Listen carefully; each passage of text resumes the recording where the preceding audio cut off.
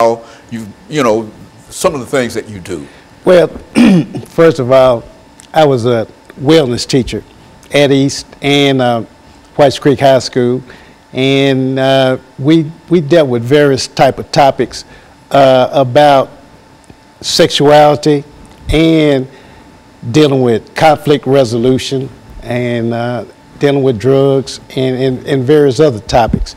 And I've experienced firsthand how violence in our community, along with drug use, has contributed to where our young people are today. Now, there's a reason for this.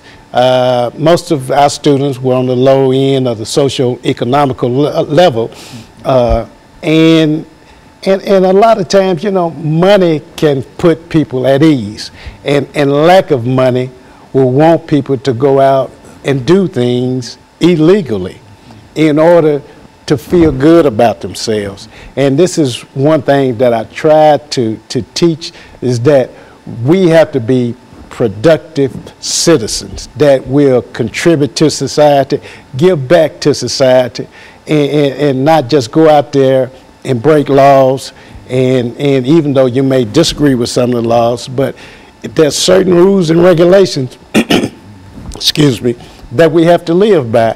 And I try to be a role model and carry myself as a head football coach and have rules and regulations for my football team, and said these rules will apply to society. Now, if you can learn to live under these rules, you should be productive as you go out and when you graduate from high school, start a family, and be a role model of your own. Mm-hmm. And so they need some kind of guidance, or somebody to lay down some rules and regulations, and you find that you can do that best within the coaching kind of situation. Yeah, definitely need guidance. And I always tell this story. We had an athletic banquet at Whites Creek, and we had Joe Gillum Sr., he's former coach, head coach at Tennessee State University. And he came to speak with us, and he told us that we need more men to be role models to our sons. He said women or mothers raise their daughters to be like them. They take them shopping, they teach them how to cook and do various other things.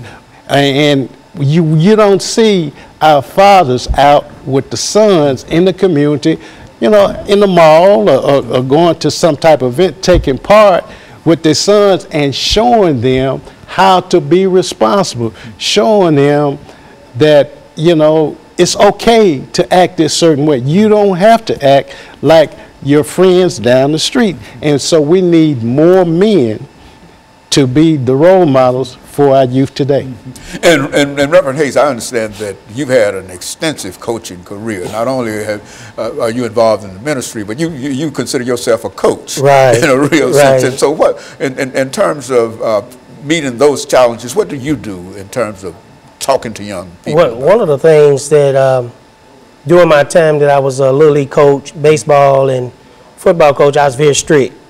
Mm-hmm. Had a lot of rules, as Coach RCoure was saying. Had a lot of rules, and my players had to walk by my rules. Also, I had a relationship with the parents, and a lot of parents, if the kids would miss school because I did a lot of coaching, most of my boys came from at that time either Preston Taylor or John Henry Hale, and if their parents had any problems with them, they would always call me. And I was able to set a lot of them straight, and a lot of them are doing a lot of good today. And so I think, as Coach said, that we have to stand up and take more of a role in our young men and young women's lives, so they can be the people that we want them to be, but not just us, but that God wants them to be. And so that means we have to be tough sometimes. And we have to have some rules and some regulations to say, this is what we expect of you. And that's what I did in coaching.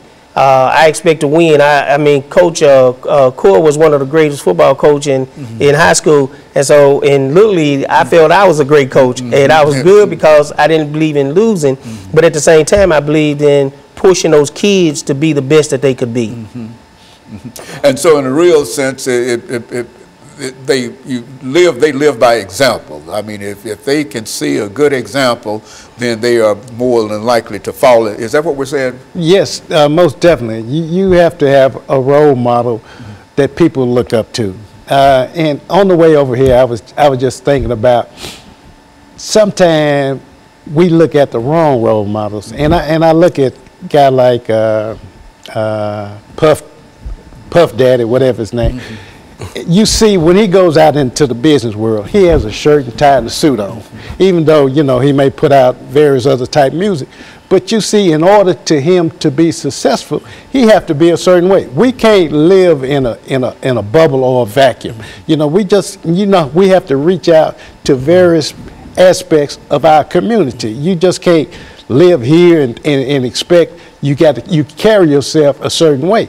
You know, there's sometimes that, you know, you can relax and let your guard down and hang out with your buddies, but when it's time to go out there and in the professional world, you have to be able to communicate and present yourself in a professional manner. The crunch time, is that what we're talking about for the most part? There's certain things that you have to know, and certain activities and certain actions that you have to be able to take. And you have to also be willing to go the extra mile, because kids are looking for someone to lead them. They're looking for someone to show them the right way. Or they need someone. Or they most definitely need someone. You know, when people would when I was coaching Little League baseball at White City Park, and my team, I could walk off and go talk to other coaches and tell my team to sit on the hill. I knew my boys was going to sit on the hill, because if they came off the hill or they did something wrong, they knew they were going to be running about 10 laps at the next practice, because we believed in trying to teach them the right way. And that's what we have to do, go step back now and teach our kids nowadays to do things the right way so they can be all that they can be. And if we don't do it, then we're going to continue to lose our kids. And of course, we're getting ready for this second commercial break, Brother Coure.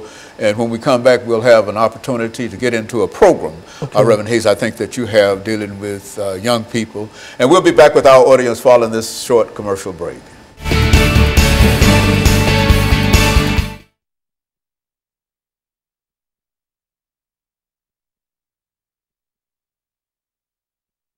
What young gentlemen, and this is a 10-minute segment, so you take about 3 or 4 minutes to talk about that program itself, about how, you know, its conception and et cetera. And then you sort of buy into that, because you also operated with this program and et cetera, sort of feed into what he has to say. And we'll sort of do that for the next 10 minutes. But this is your show, dealing with your particular program and how you want people to respond to that. If you want somebody, you know, the people in the congregations or the greater community, et cetera, to become involved in it, you know, lay out some information as to how they might be, you know, get in touch with you and that kind of thing. And so I think that we'll do that. And so this is the young gentleman part of the program. As a matter of fact, I can remember we did a whole show on young gentlemen at one time, and that was a lot of excellent. That's the same program. Yes. I thought that was the same program. Yeah, just revitalized and certainly it's the same program, because it's the same problem. Right. Yes, the same problem. You know. Yeah. So this is a young gentleman. Yeah, you can just, you know, how you started the program, and, you know, give us a full story in reference to it, and you help him along with it, and then so we've got 10 minutes here.